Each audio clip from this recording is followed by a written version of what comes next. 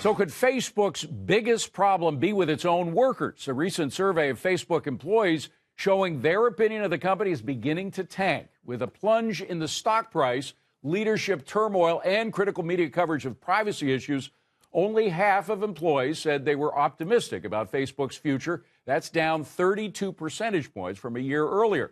So are Facebook's best days behind them, gang? Yeah, I think their best days certainly are behind them, because we know one of the biggest impediments to their company is coming down the pike, and that's regulation. We've seen it happen in Europe, and it's only a matter of time until the United States takes course. And the reason being is because their platform has been weaponized, and we still haven't seen any viable solutions. Oh, are you saying their platform wasn't weaponized in elections? Myanmar, Philippines, the United States, the list goes on. What is the come on now? Well, I'll agree with you that I'm not just against Facebook. I'm a bearish out of Facebook. I mean, this is a prototypical example of a stock that seems low but could go significantly lower. And it reminds me very much of, say, Microsoft in the late 2000s. People bought Microsoft because they said, oh, it's not going out of business. Well, Facebook might not go out of business, but this could be the type of stock, gang, that essentially stays in a trading pattern or goes lower for 5 or 10 years or more. Well, it's a problem when your employees aren't happy either.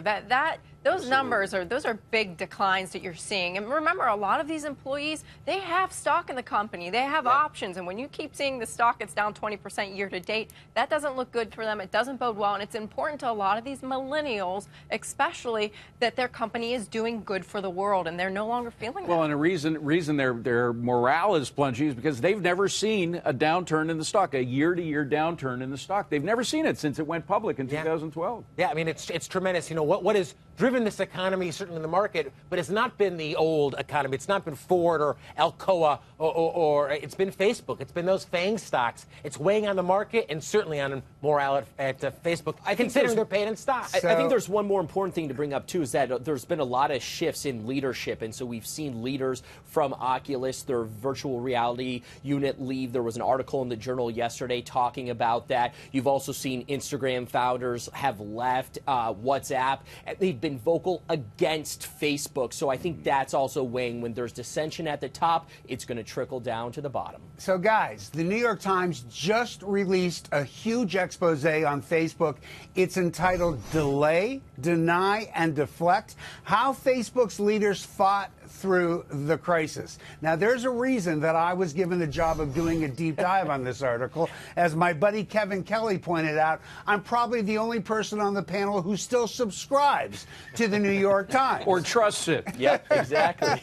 But you know what? What was fascinating about the piece is, instead of spending their time, as you would expect, in trying to resolve the problems that so came to light following the 2016 election, they've been spending their time lobbying. They've been spending their time twisting arms in the Senate and the House. They've been spending their time on everything other than fixing the problem. They're all about worrying about their reputation and how it's hurting their business. So, guys, if this is the way Facebook is going to rise to the occasion simply because the founder and the COO were embarrassed with their board, Facebook's in big trouble. You're understanding. They have taken steps to improve all these issues. And to David's point, I think I'm hearing, look, they're facing tremendous new regulation. What they've faced in Europe has been tremendously hurtful to the bottom line. I think it's a real risk moving forward to these companies. But what they did in Europe is what we should do here.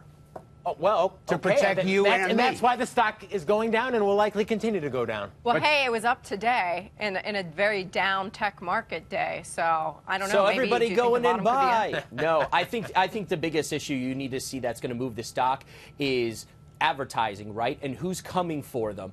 Amazon is coming for them in advertising, and we are seeing that start to take hold. We talk about how Amazon's opening up their HQ2 here. One of the most important things they did was last year buy a building over here on the West Side Highway, and they're putting in 2,000 ad executives to take on and steal advertising from Facebook and Google. But the reason the price is going down is because they're not going to be able to continue to make $40–50 billion a year in advertising if they have to give up all of that private information that government regulators want to take from them. Well, I'll tell you what, though, there will be new companies started. They may be scaled down because you're right, David, it will cost profits, but who can make a profit running a service like that without invading our privacy, without taking our personal information without our permission and selling it or burying it in the small print that we give them permission.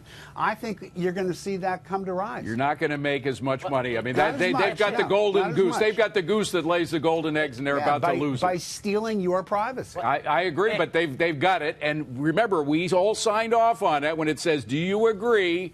That long list of privacy concerns, we all agree, and that's where they get the information. Well, David, there was one point on that. They actually did make shadow accounts, and it has been acknowledged. So people that weren't even on the platform, they created profiles for those people. They bought bank records. They took a lot of my information that I didn't give them consent to. I can tell you that much. All right.